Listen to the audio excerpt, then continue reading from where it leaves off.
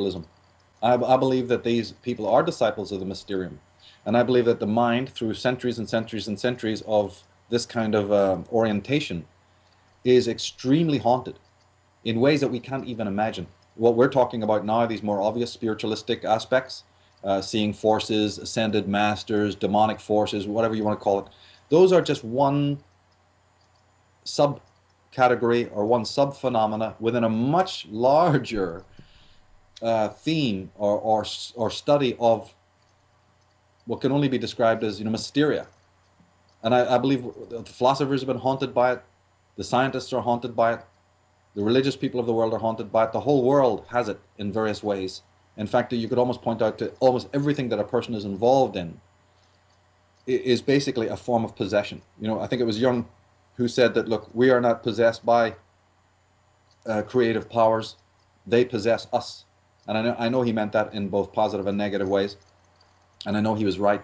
So I believe that, man, we know this when we see extreme versions of great artistic ability. When somebody plays a brilliant, who's a brilliant performer. And you'll even have performers like Alice Cooper who say, yeah, I went into an altered state. When I get on stage, I'm somebody else. And you'll even find this from classical musicians. Or you'll find that the Salvador Dali, Van Gogh types, these sort of mad artist types, who will say, yeah, they're switching their energy, or they feel that they're possessed by something. So there's a sort of it's a very fine line, because there's a certain euphoric, ecstatic experience, which is a very valuable part of human life. And you were talking about shamans earlier on, and even in the shamanic tradition, you have aspects like that, in which the shaman goes into an altered state of consciousness and this kind of thing. It's not something I personally am even remotely interested in, even though I've studied it, because I believe that the reason of man needs to be pretty much used at all points.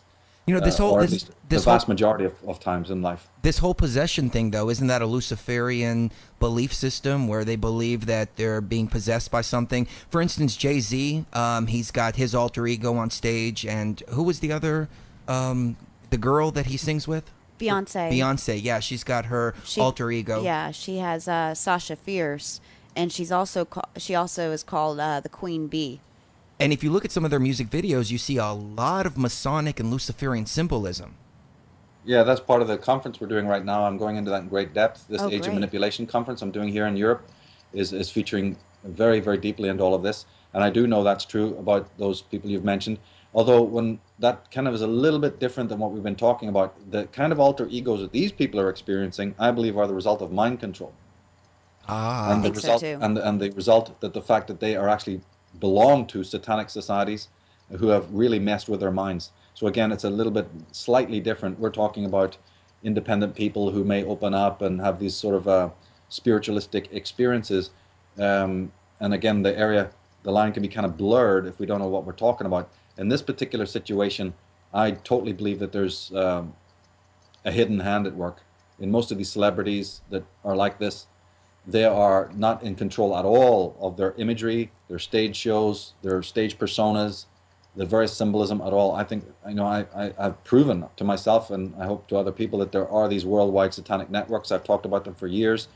I'm one of the first people to even mention the kind of symbolism that they use in this particular way, why they draw upon the occultism. And then what we have to say, to answer your question, is that just because a certain society that is even evil, like these Luciferian satanic types we're mentioning, even though they draw upon occult symbolism and numerology and all that, does not mean, even in that situation, that those symbols and numbers and imagery is in itself negative. So we always have to, this is again a fine line, and I know a lot of people can't understand this. I know that Tex Mars doesn't understand it. I know that anybody who's not a Christian to these people is already, tantamount to like a lost soul. Mm-hmm. So I do not agree with that, even though I love the work that these people do. But you see, what I try to what I bring to the table is that even if you're a Christian or you're from the Islam or wherever you might be from, and then you try to speak on this, you are, whether you like it or not, speaking about occultism. You are doing something that is occult. What I'd like to get through to the minds of people who are Christians is that Christianity is an occult religion.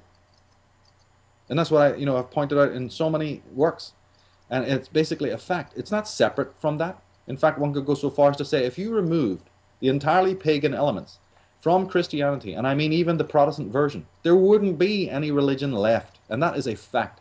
And then, as we said at the beginning of the show, they can often be compromised. I mean, their research, it's not that they're not well-meaning people, I know they are, but their research is perpetually compromised because of their partisan stance. And that leads you into a very serious conundrum. Because what would happen if the very people that you are pointing to as being the most evil, demonic, and suspect creatures on the face of this earth, and wherever they go, they spread disease and death. What happens if you're pointing at that group, but it then turns out that that very group, that very cabal, created your own religion? Uh-huh. Mm-hmm. We have to ask this question. I'm not making any point about it, but I'm just saying, we've got to take this on board. And if that is in fact the case, do you see how illegitimate that then becomes? I think and religion... therefore that's the standpoint that I have. I believe that I welcome all tenets. I've said this umpteen times. I welcome all the divisions and legions and tents on the valley as we arm ourselves up to deal with the real enemy. I welcome it. I don't mind if you fly your own banner. I'm cool with that. But at the same time, if you try to territorialize it and then say we are the only ones it's only our swords that are going to deal with the enemy, and if there's infighting in the camp, then what do you need an enemy for? This is simple strategy. You don't need to be Erwin Rommel to work this out. That obviously, if there's nothing but bickering and fighting over minutiae, and unfortunately it is these religious orgs who have done precisely this. They are absolutely guilty of it. And I would go even deeper, as I've done, and say, look, you might have to deal with your own house. You might have to deal with thinking about this. That could it be that the very people that with one hand you're pointing, you've now analyzed that there's an evil principality at work in the world. But my point to these people is, what would happen if you then found out that working in another way, these are the very forces who have created the very Judeo-Christian models, theosophy, teaching theologies, and so forth and so on. And that cannot be doubted, because in the Vatican is nothing but pagan symbols, Egyptian symbols, Atonist symbols, solar cult symbols, and it is absolutely no different in the Protestant religion. Nobody can deny that point. And that's why they had to hijack theosophy.